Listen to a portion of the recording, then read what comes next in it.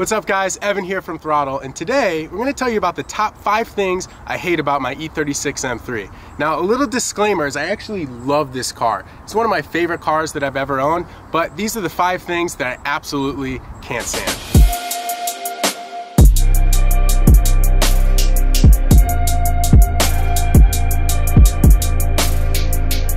The first thing I hate about my M3 is the steering wheel. So this is an earlier model, this is 1996 M3, and it came with this really ugly 4-spoke steering wheel.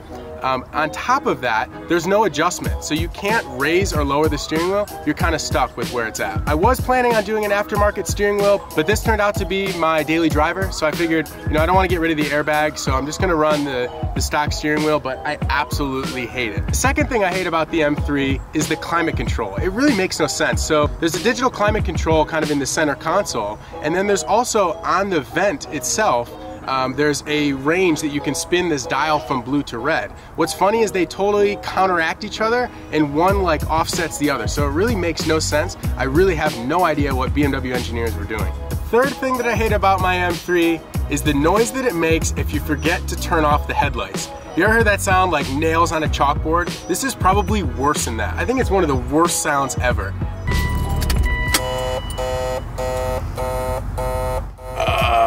It's so bad. Number 4 is kind of an interesting one. All of the interior pieces, the plastic, the clips, all that stuff is all deteriorating. Now it is a 21-year-old car, but still, literally I've had to replace both door panels, all the clips, the side skirt clips, the window switches. You'll see the sunroof panel completely disintegrated. I have to find a replacement for that. But literally, I have replaced almost every piece of this interior, all because the plastic became super brittle and just broke. The last thing I hate about my M3 is the shifter slop. Now this may be particular to my M3 because I haven't done any maintenance on it since I've owned the car, but the shifter is very sloppy. Sometimes you kind of lose exactly where you are. You're not sure if you're in first gear. It almost feels like when you're in first gear, it's just as loose as it is when it's in neutral. So this is something I definitely need to address, but it's not really fun and it's pretty annoying. All right guys, that's the top 5 things I hate about my E36 M3,